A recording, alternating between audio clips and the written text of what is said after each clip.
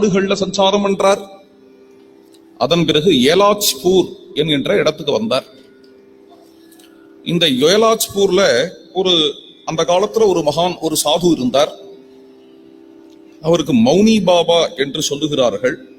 அவருடைய சிஷ்யாள்லாம் நதி தீரத்துல உட்கார்ந்து இருந்தாலாம்.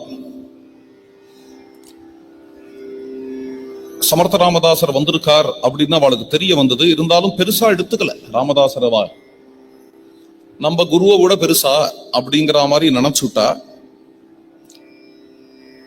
ராமதாசர் அங்க வந்து ஒரு லீல புரிஞ்சார். சும்மா ஒரு விளையாட்டு. என்ன பண்ணார்ன, கல்யாண கோஸ்வாமியை பார்த்து, கல்யாணம் பசிக்கிறதுப்பா அப்படின்னார். உடனே என்ன ஆச்சு அப்படின்னா, திடீர்னு எதிர்பாராம ஒரு மாடு அங்கேருந்து ஓடி வந்தது.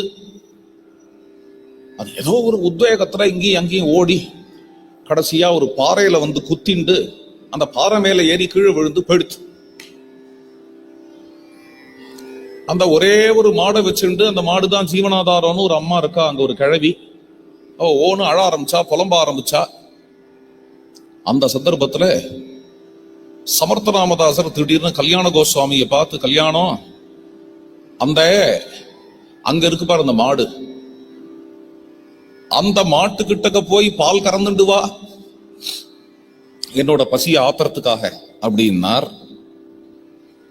உடனே இந்த சிஷ்யாள்லாம் பார்த்தா, அதாவது இந்த மௌனி பாபாவோட சிஷ்யாள்லாம், இது என்னடா அது, அந்த மாடோ பிராணம் போயிடுத்து, அந்த மாட்டுக்கிட்ட போய் பால் கறக்கணுங்கிறாரே, ஏதாவது சரியா இல்லையா, மனசு சரியா இல்லையா, ஏதாவது பைத்தியமா இவர் தான் பைத்தியம்னா அந்த சிஷ்யனையும் பாரு. இந்த கல்யாண கோஸ்வாமியும் கனத்த சிரத்தையா கையில ஒரு பாத்திரத்தை எடுத்துட்டு இந்த மாட்டுக்கிட்ட போயிட்டு இருக்காரே, போய் எப்படி பால் கறக்க முடியும்?